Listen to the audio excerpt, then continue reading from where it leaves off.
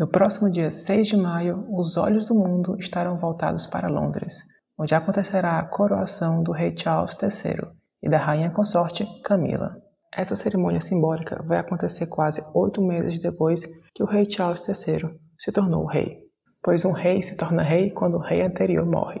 Esse dia foi em 8 de setembro de 2022, após a morte de sua mãe, a rainha Elizabeth II, que reinou por inacreditáveis 70 anos. A coroação vai ser um dia de festa para os britânicos e para todos os países que são parte da Commonwealth. E o resto do mundo vai apenas olhar curioso para essa cerimônia, carregada de muita história e muita tradição. Esse é o convite para a coroação do rei e da rainha consorte. Você foi convidado? Não, nem eu.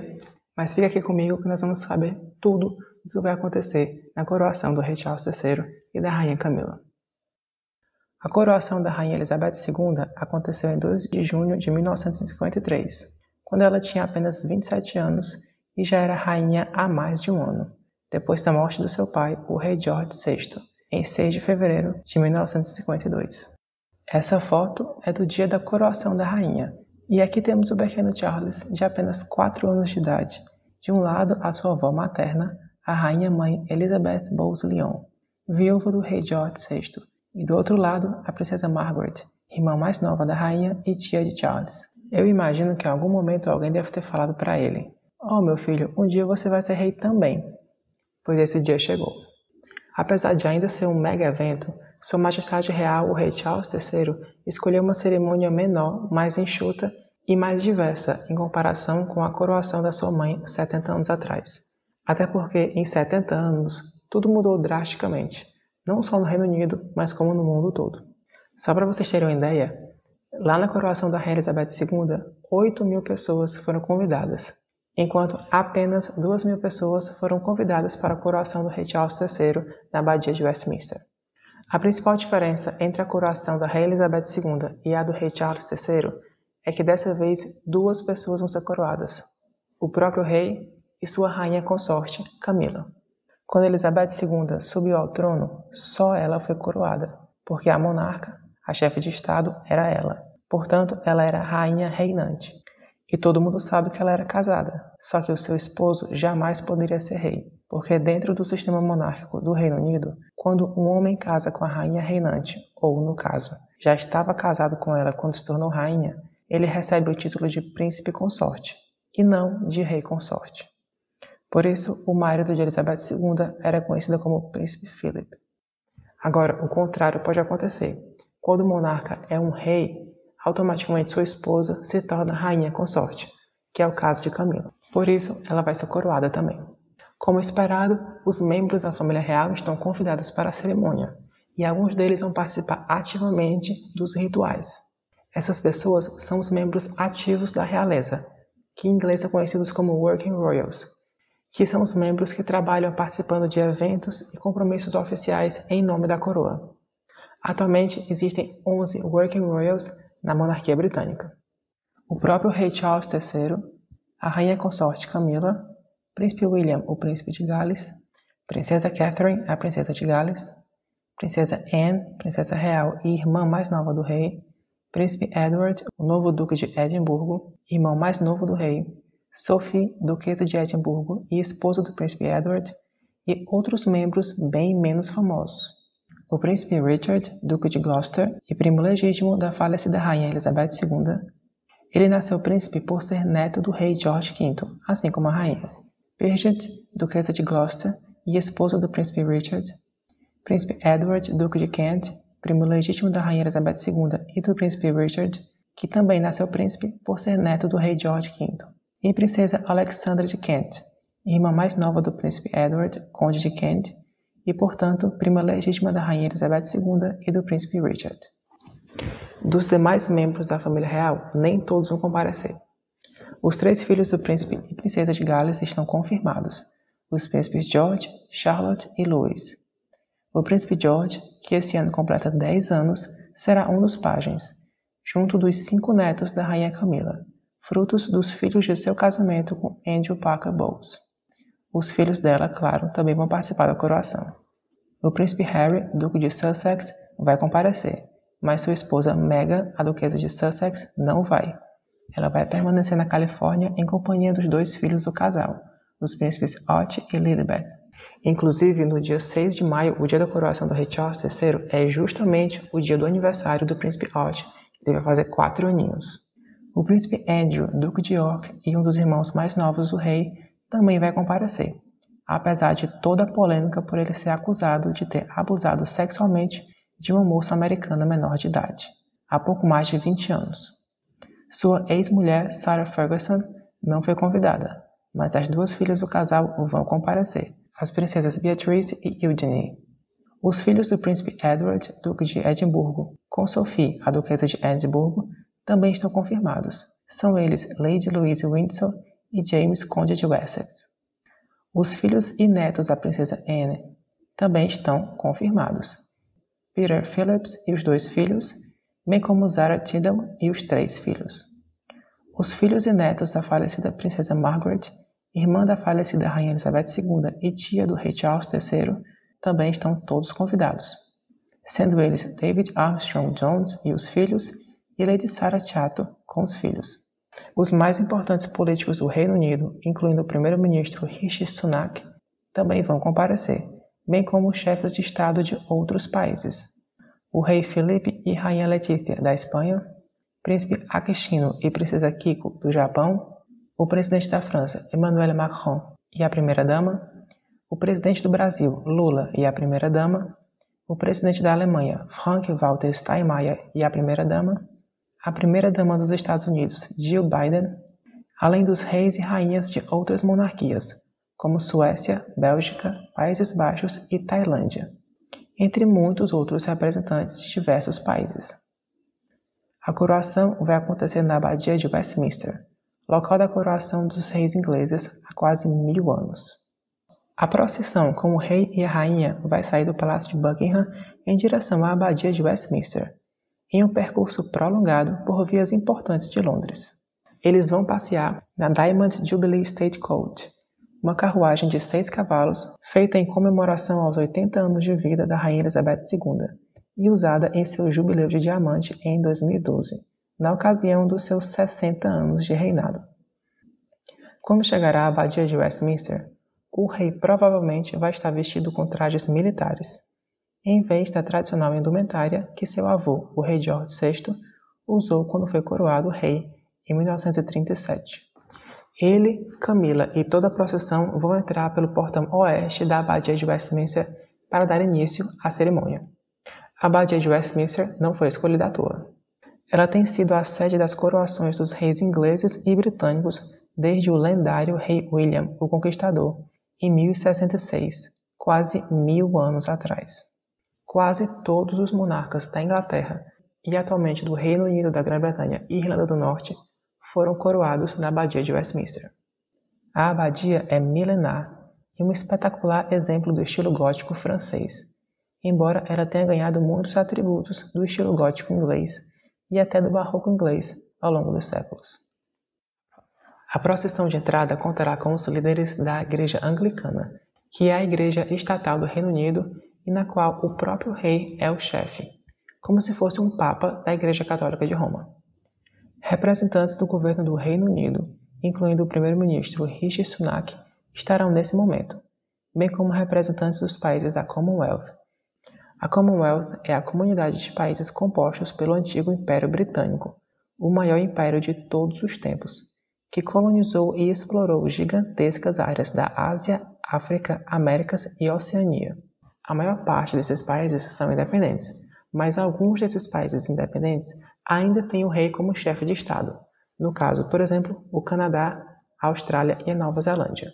A cerimônia vai começar pontualmente às 11 horas da manhã, presidida pelo principal líder da Igreja Anglicana, o arcebispo de Canterbury, Justin Welby. Enquanto a coroação de sua mãe teve mais de 3 horas de duração, a do rei Charles III vai ser um pouco mais curta, com menos de 2 horas. Ela acontecerá em 6 atos: o reconhecimento, o juramento, a unção, a investidura, a entronização e a homenagem. O reconhecimento é a primeira parte, e o rei fica em pé e é apresentado para todos os presentes na abadia, 4 vezes, uma para cada ponto cardeal. Nesse momento, todos os presentes gritam Long Live the King, que quer dizer vida longa ao rei. Tocam as trombetas e ele se vira para o próximo ponto cardeal, até completar os 4. A parte 2 é o juramento. O arcebispo proclama que o rei, por ser e apesar de ser o chefe da igreja anglicana, reconhece e estimula a liberdade religiosa dentro do Reino Unido. Depois, o rei vai pousar sua mão no Santo Evangelho para jurar manter e defender a igreja anglicana. Os trajes cerimoniais de Charles III serão removidos e ele sentará na cadeira da coroação para a terceira fase, a unção. A cadeira da coroação, ou cadeira de St. Edward, ou cadeira de Edward I, o rei que mandou fazê-la, ainda não é o trono. É uma cadeira usada por nada menos que 700 anos por 26 monarcas coroados, e é possivelmente a peça de mobiliário mais antiga ainda em uso no Reino Unido. Algumas partes da decoração de folha de ouro ainda existem, mas a cadeira foi severamente depredada por crianças no século XIX. Por isso que ela é cheia de marcas de nomes, aquelas coisas que a gente desenhava nas cadeiras e carteiras quando a gente era pequeno. Essa cadeira conta com um espaço embaixo do assento, em que vai ficar a pedra de Scone, usada historicamente na coroação dos reis da Escócia. Foi capturada pelo rei Edward I da Inglaterra, e desde então tem sido usada na coroação dos reis da Inglaterra, e posteriormente do Reino Unido da Grã-Bretanha, após a união das coroas da Inglaterra e da Escócia em 1707. Com o rei já sentado na cadeira, um baldaquino de ouro, que é uma coberta estruturada em 4 colunas, será colocada sobre o rei, para que ninguém veja o momento da unção, que é o mais solene e sagrado de toda a cerimônia.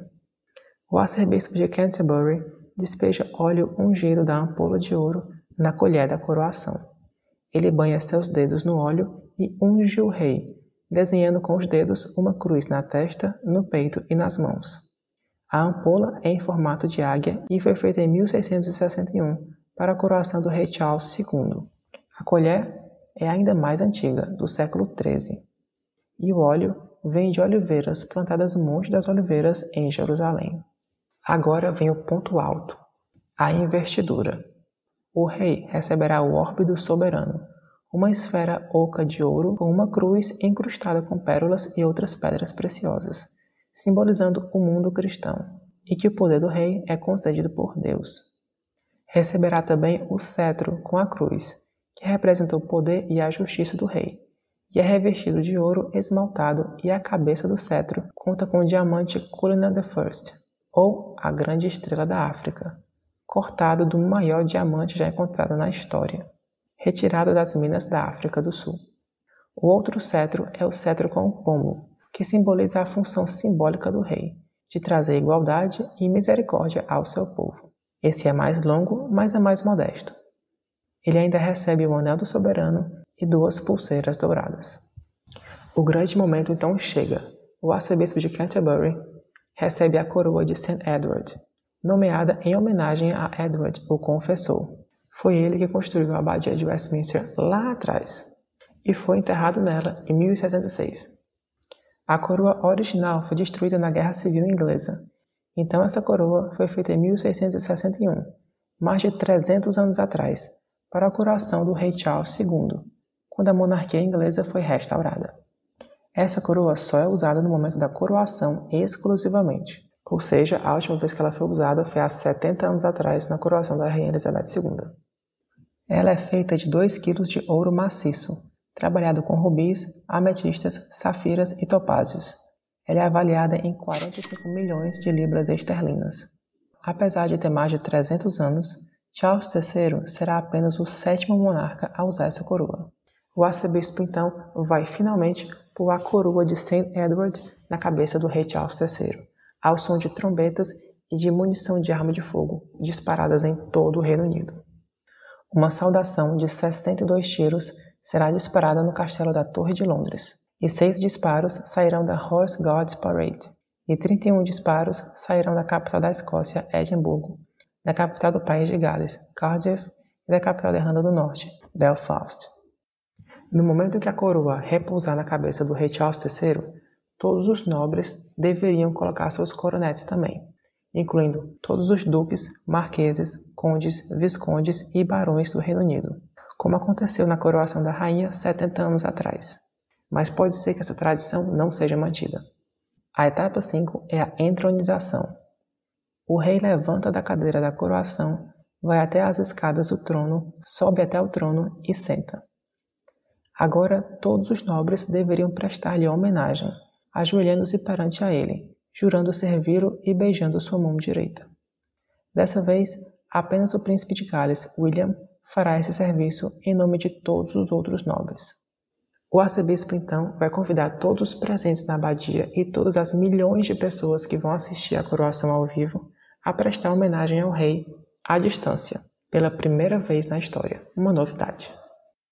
A seguir, a rainha consorte Camila também será ungida, coroada e entronizada, embora não precise fazer um juramento.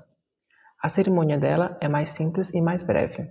Ela será coroada com a coroa da rainha Mary, feita em 1911 para a rainha consorte Mary, esposa do rei George V. Eles são bisavó e bisavô do rei Charles III. A coroa conta com 3 diamantes Cullinan. A rainha deve subir a seu trono, que fica ao lado do seu marido e alguns degraus mais abaixo. Já próximo ao fim da cerimônia, o rei e a rainha vão à capela de St. Edward, onde o rei retira a coroa de St. Edward e troca pela Imperial State Crown, a coroa mais espetacular da monarquia britânica, usada em diversas cerimônias, incluindo a abertura do parlamento, que acontece anualmente. Essa peça é absurdamente valiosa, algo em torno de 3 a 5 bilhões de libras esterlinas. Conta com 2.868 diamantes, um rubi gigante, 17 safiras e mais algumas outras pedras preciosas. O rei e a rainha devem sair da abadia de Westminster ao som do hino nacional e devem retornar para o Palácio de Buckingham, percorrendo o mesmo caminho pelo qual vieram, em meio às saudações dos milhares de súditos nas ruas. Dessa vez, eles vão usar a Gold State Coach, uma carruagem muito mais solene, mais antiga e bem mais desconfortável, usada em todas as coroações desde 1831, quando o rei William IV foi coroado. Ela é feita de madeira folheada a ouro. Os demais membros da família real devem seguir a carruagem em outras carruagens na procissão. A família real deve manter a tradição de fazer uma última saudação aos súditos no balcão do Palácio de Buckingham. A cerimônia deve chegar ao fim com o sobrevoo da Royal Air Force e do grupamento de acrobacias aéreas da Royal Air Force, conhecida como Red Arrows. Se você gostou do vídeo, não se esqueça de deixar a sua curtida e se inscreva no canal. Até mais!